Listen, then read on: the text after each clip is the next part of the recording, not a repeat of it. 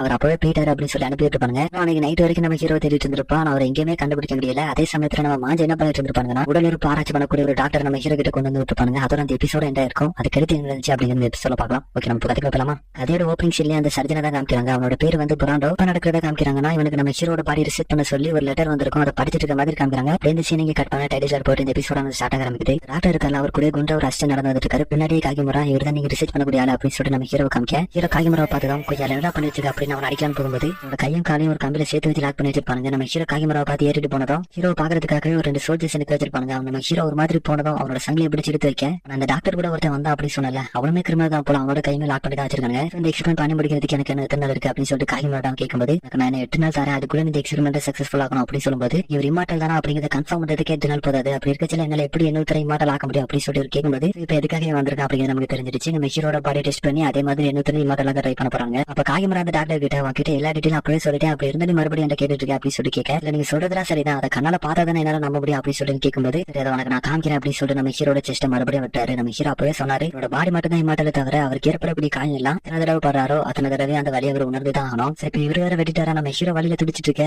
அந்த டாக்டர் வாயை பிறந்து ஒரு மாதிரி மெய் மறந்து பாத்துட்டு இருக்கான். காயம் கொஞ்சம் கொஞ்சமா ஹீலாயிட்டு இருக்க. காயமரா அந்த இடத்துக்கு போறதுக்கு முன்னாடி இது உன்னோட கையில அப்படின்னு சொல்லிட்டு போறாரு. இவ்வளவு நேரம் மெய் மறந்து பாத்துட்டு இருந்த டாக்டர் இப்ப ஒரு மாதிரி சிரிக்கிறான். அதோட அந்த சீனாங்க கட்டாது இருந்து வந்து 2 பேரும் ஒரு மாதிரி பாத்துட்டு இருக்கு. அதுல குட்டி ஒரு பொண்ணு இருப்பல, அவன் சடனா ரெண்டு அட்டாக் பண்ண ஆரம்பிக்கிறா. உடைய வந்து பெருசா அந்த பொண்ணை காம் டவுன் பண்ணிட்டு ரெண்டு கிட்ட மனைவி கேட்கிறாரு. அடுத்த அந்த பொண்ணை கூப்பிட்டு வச்சு 2 பேருமே சேர்ந்து மனைவி கேட்கறாங்க. ரெண்டு இதை பாத்துட்டு சரி சரி என்ன பண்ணிட்டு இருக்கீங்க அப்படின்னு சொல்லி கேட்கும்போது, அதாவது இன்னைக்கு ஒரு நாள் நைட்டு மட்டும் நீங்க தங்க அனுமதிப்பீங்களா, இன்னைக்கு நைட் இருந்து நாங்க வந்து ஹோம்லெஸ்ஸா மாறிட்டோம் அப்படின்னு சொல்லுவாரு. அதாவது இட்டரியில் எல்லாரும் இப்போதைக்கு ஒரு இடத்துல அமைதியா இருக்கலாம் அப்படின்னு சொல்லி பிளான் பண்ணி இருந்திருப்பாங்க. இவங்க 2 பேரும் என்னோட வீட்டுல யாரும் இருக்க மாட்டாங்க, அந்த நாள் வரைக்கும் நம்ம இங்கே இருந்துக்கலாம் அப்படின்னு சொல்லிட்டு தான் வந்திருப்பாங்க. ஃபர்ஸ்ட் நைட்ல இருந்து அவரோட வீட்டுல இருக்க இன்னைக்கு ஒரு நாள் மட்டும் எங்களை தங்க அனுமதிமா, நாளைக்கு நாங்க எங்களுக்கு தங்குறதுக்கு ஒரு இடத்த கண்டுபிடிச்சோம் அப்படின்னு சொல்லி கேட்கும்போது எனக்கு அவங்கள பார்க்கும்போது அந்த அளவுக்கு கெட்டவங்க மாதிரி தெரியல. சோ தங்க அனுமதிக்கிறா. ஆனா உங்ககிட்ட ஒண்ணு சொல்லணும் அப்படின்னு, இந்த வீட்டுக்குள்ள எப்போ யார் எங்க இருந்து வருவாங்க அப்படிங்கிறதே தெரியாது. சோ கவனமா இருக்காங்க அப்படின்னு சொல்லிட்டு அனுமதிக்க செய்வா. அதனால காலையில 2 மணிக்கு தான் பக்கத்துல யாரும் இருக்க மாட்டாங்க, எங்க போயிருப்பாங்க அப்படின்னு சொல்லிட்டு அந்த மேட்ச்ல இவங்க ஃபேமிலி ரன் பண்ணிட்டு வந்து ஒரு டோஜ் இருக்கும், அங்க இருப்பாங்க அப்படின்னு சொல்லிட்டு அங்க போய் பார்க்கும்போது இன்னும் இருக்க வேண்டிய இடத்துல ஜன்னலுக்கான எங்கடா போச்சு அப்படின்னு சொல்லிட்டு பார்க்கும்போது இந்த பொண்ணு ஒரு மாதிரி கூட உட்காந்துருப்பா. உன்னை பிடிச்சி என்னடி பாய் வச்சிருக்கேன் அப்படின்னு சொல்லிட்டு கத்தனது மட்டும் இல்லாம அடுத்த சீன 3 பேர் உட்காந்து டோஃபி சாப்பிட்டு இருப்பாங்க.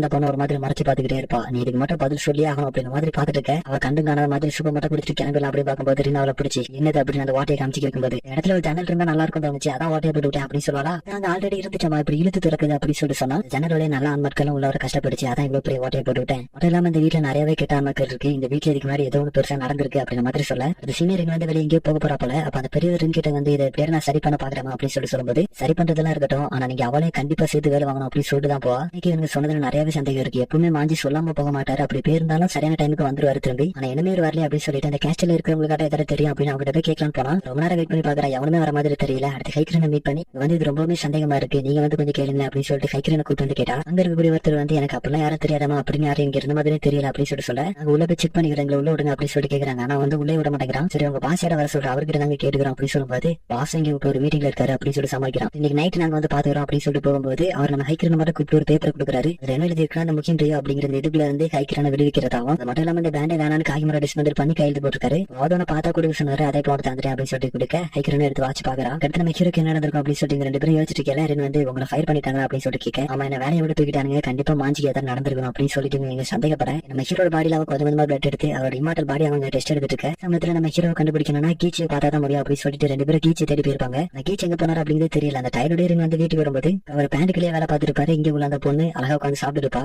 அவர்கிட்ட அந்த ஜன்னலுக்கு என்னப்பா ஆச்சு அப்படின்னு சொல்லிட்டு கேட்கும்போது அவருமே கூட்டு போய் காமிக்கிறாரு. ஜன்னல் இருந்த இடத்துல ஒரு கதவை நட்டு வச்சிருக்காங்க. அதே சமயத்துல நம்ம ஹீரோ ஒரு கைதை கூட்டு வந்திருப்பாங்க. அவங்க 2 பேருமே சேர்ந்து பேசிருப்பாங்க. நம்ம ஹீரோ கிட்ட கேட்பாரு உனக்கு டெத் பண்ணாடி கொடுத்து இங்க கூட்டு வந்து உட்கார வச்சிருக்காங்க அப்படி என்ன நீ பண்ண அப்படின்னு சொல்லி கேட்கும்போது அந்த ஒரு லூட்டர் இடத்துல இருந்து இன்னொரு இடத்துக்கு போறல கடத்துல எனக்கு ஃபர்ஸ்ட் ஒரு தடவை நான் மாட்டிக்கிட்டேன், அப்ப என்ன இடம் விட்டு வெளியே அடிச்சு பாத்துட்டானுங்க, மறுபடியும் நான் அதே வேலையை பார்க்க இப்ப இங்க வந்து இருக்கிறேன் அப்படின்னு சொல்றாரு. எதுக்காக நீ இப்படி பண்ணிக்க வந்துக்கிட்ட அப்படின்னு சொல்லி கேட்கும்போது அவன் சைட் இருக்கிறதெல்லாம் சொல்றான். முறை இவன் கிட்ட என்ன சொல்லி கூட்டு வந்திருக்காருன்னா நாங்க வந்து ஒரு எக்ஸ்பெரிமெண்ட் பண்ண போறோம், ஒருத்தர் இம்மார்டலா மாத்துறதுக்கான ஒரு எக்ஸ்பெரிமெண்ட். அந்த எக்ஸ்பெரிமெண்ட் சக்சஸ் ஆனதுன்னா நாங்க வந்து ஒன்னு ஃப்ரீயா விட்டுருவோம், அப்படி இல்லன்னா நீ வந்து இறந்து போயிரு அப்படின்னு சொல்லிட்டு தான் கூட்டு வந்திருக்காரு. இவனுக்கு வீட்டுல இவனோட வைஃப் வந்து வெயிட் பண்ணிட்டு இருக்காங்க, அதனால எனக்கு ஒரு வாய்ப்பு தெரியல அப்படின்னு சொல்லும்போது அதெல்லாம் இருக்கட்டும் அவங்க சொல்றதுலாம் நம்புறியா அப்படின்னு சொல்லிட்டு நம்ம ஹீரோ கேட்க நம்புறது தவிர வழி தெரியல, இதுதான் எனக்கு இருக்கக்கூடிய ஒரே ஆப்ஷன் அப்படின்னு அவர் சொல்ல இங்க என்னோட டோஜோ பார்த்தா டோட்டலாவே ஜெயிச் ஆயிடுச்சு, இது எல்லாத்தையும் பண்ணதை குடிச்சாதான் அப்படியே நல்லா படுத்து தூங்கிட்டு இருக்கோம். அவர் வந்து 2 கிட்ட கேட்கிறாரு உனக்கு குடும்பம் எதுவும் இல்லையாமா அப்படின்னு சொல்லிட்டு கேட்கும்போது இட்டோரியான ஒரு குரூப் இருக்குன்னு தெரியும் நினைக்கிறேன், அங்கதான் என்னோட பேரண்ட்ஸ் எல்லாம் கொலை பண்ணிட்டாங்க அப்படின்னு சொல்லுவாங்க. எனக்கு என்ன தெரியாது இவங்க இட்டோரியோட ஆள் தானே அப்படிங்கிறது. அதே சமயத்துல அவரும் ஒரு மாதிரி வாயை பழந்து பாத்துட்டு இருக்கேன். இந்த சீனிங்க கட் பண்ண நம்ம ஹீரோ அடைபட்டு 3 நாள் ஆயிடுச்சு போல. டாக்டர் வந்து நம்ம ஹீரோ அனஸ்தீசியா கொடுத்து அவரை படுக்க வச்சு அவரோட பாடியில எக்ஸ்பெரிமெண்ட் பண்ண போறோம் போல. அங்க நம்ம ஹீரோ பேச்சு முச்சு இல்லாம இருக்கிறத பார்த்து அந்த 2 பேரும் ஆச்சரியப்படுவாங்க. இப்போ நார்மல் எல்லாம் அந்த அனஸ்தீசியா கொடுத்து படுக்க வைக்கிறது, ஆனா அந்த காலத்துல இதெல்லாம் யாரும் கேள்வி கூட பட்டிருக்க மாட்டாங்க. அவரும் மயக்கத்துல இருக்கக்கூடிய நம்ம ஹீரோட பாடியை கட் பண்ணி பண்ணி உள்ள என்ன இருக்கு அப்படின்னு சொல்லி பார்க்கலாம் ட்ரை பண்ணும்போது கட் பண்ணது நம்ம ஹீரோட பாடியில இருந்து ரத்தம் பீச்சு அடிக்கும் அப்படின்னு சொல்லி நினைச்சிருப்பாங்க. பட் அந்த மாதிரி ரத்தம் எதுவும் பீச்சு அடிக்கல, வெட்டம் மூணு மாதிரி தெரியல. அப்போ உள்ள ஆர்கன்ஸ் எல்லாம் எப்படி இருக்கு அப்படின்னு பார்க்கலாம் சொல்லி அவன் ட்ரை பண்ணும்போது கொஞ்சம் கூட எதிர்பார்க்காத சடனா அந்த காயம் மூட ஆரம்பிச்சிடும். இவன் எப்படியாவது பார்த்தாகணும் அப்படின்னு சொல்லிட்டு கையை உள்ள விட்டு பார்க்கலாம் அப்படின்னு சொல்லி ட்ரை பண்ணுவான். அவனோட கையை எடுத்து நம்ம ஹீரோட பாடிக்குள்ள விட்டாங்க. அவனோட கை உள்ள மாட்டிக்கிட்டு திரும்ப வர மாட்டேங்குது. ஒரு மாதிரியான சென்சேஷன் அவனை எதோ பிடிச்சு திங்கிற மாதிரி ஃபீல் பண்றான். அப்ப கிட்ட இருந்து 2 பேரும் அவனை பிடிச்சிருக்க. அதனால காலையில காகிமலை கிட்ட நேற்று நடந்த பத்தி அவன் ரிப்போர்ட் பண்ணும்போது 2 பேரும் ஏதோ ஒன்று பேசிக்கிறாங்க. வேற நம்ம ஹீரோக்கு நல்ல நியூஸ் வருது இல்ல. அதே சமயத்தில் டவுனஸ்கே பார்த்தோம்னா நம்ம ஹீரோ கூட இன்னொரு லேபரேட்டர் இருப்பாரு. அவரு நம்ம ஹீரோ கிட்ட இங்க இருந்து தப்பிச்சு போறதுக்கு என்கிட்ட ஒரு பிளான் இருக்கு அப்படின்னு சொல்லலாம். அந்த பிளானுக்கு நம்ம ஹீரோ ஒத்துக்கிற மாதிரி தான் தெரியுது.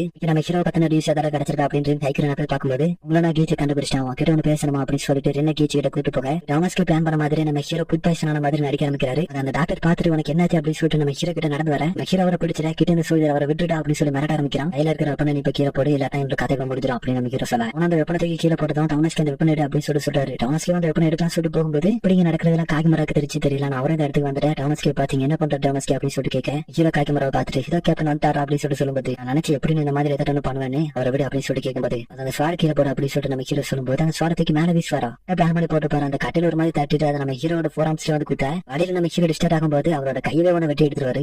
தப்பிச்சிருவா. நம்ம ஹீரோ அவரோட கையில குத்திட்டு அந்த கத்தி எடுத்து வெட்டான்னு சொல்லி வருவாரா. ஆல்ரெடி அவரோட கை காலம் கட்டி இருக்கு. அந்த செயினை பிடிச்சி எடுத்துருவாங்க. அவரால் ஒண்ணுமே பண்ண முடியாம போகுது. டவுனஸ்கே இங்க நடக்கிறதெல்லாம் பார்த்துட்டு என்னால இந்த இடத்துல இருந்து சாக முடியாது அப்படின்னு சொல்லிட்டு அந்த இடத்துக்கு தப்பிச்சு போகலாம் போகும்போது அந்த கையை வெட்டி எடுக்கிறாங்க. அவனோட கை தனியா போயிடுச்சு அப்படின்னு சொல்லிட்டு ஒரு மாதிரி பார்த்துட்டு இருக்கேன். சமயத்துல காகிமரா அந்த டாக்டர் கிட்ட அதை சீக்கிரமா பண்ணுங்க அப்படின்னு சொல்ல ஹீரோட கை எடுத்து டவுனஸ்கேயோட கை இருக்குல்ல அதுல போட்டு தைக்க ஆரம்பிக்கிறான். ஹீரோ நான் நினைச்சேன் நீங்க இந்த மாதிரி தான் பண்ணுவீங்க அப்படின்னு சொல்லி இங்க வந்து கத்தி போகும்போது காகிமரா டாக்டரோட அசிஸ்டன்ட் ஒருத்தர் அவன் கிட்ட அவனோட கை எடுத்துருவா அப்படின்னு சொல்லிட்டு ஹீரோட ரைட் ஹேண்ட் அவனோட சாலை எடுத்து குத்தி நிக்க வைக்கிறான். இது டவுனஸ்கேயோட கை எடுத்து நம்ம ஹீரோ செட் பண்ண மாதிரி தான் தெரியுது. அது கொஞ்ச நேரம் கழிச்சு காமிக்கிறாங்க.